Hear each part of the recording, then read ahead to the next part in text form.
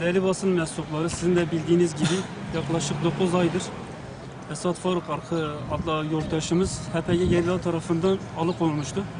Biz bu anlamda bugün Esad Faruk'u gördüğünüz gibi ailesine kavuşturduk.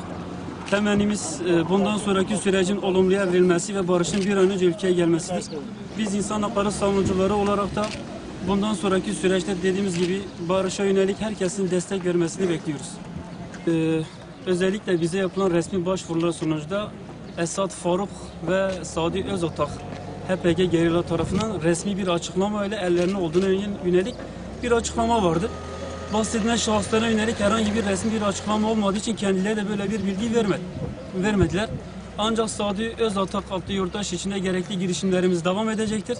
Kendileri de bazı görüşmelerimiz oldu. İnşallah en kısa zamanda kendisinin de ailesine kavuşma yönelik çalışmalar olacaktır.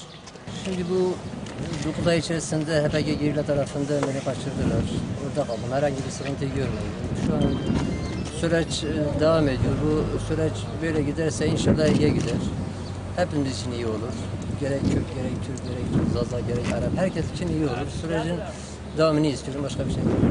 Bu alıkonulan korucu başı Esad Faruk arkadaşımızı biz ailesinin girişimleri sonucunda yapmış olduğumuz girişimlerde ve basın açıklamalarıyla sesimizi duyurduk.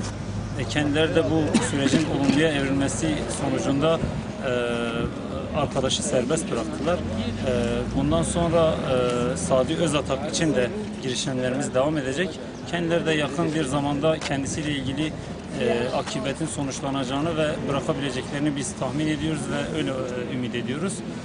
Sizin bahsetmiş olduğunuz diğer şahıslarla ilgili kendilerinin kendi basın yayın organlarında bu diğer şahısları yani Sadi Özatak'ın dışında diğer şahısların alıkonulduğuna ilişkin herhangi bir demeçleri olmamış, bunu üstlenmemişler. Bu konuda bu şahısların kendilerinde olmadığını dile getirdiler. Bunu da kamuoyuyla paylaşma gereği duyduk. Belki yine.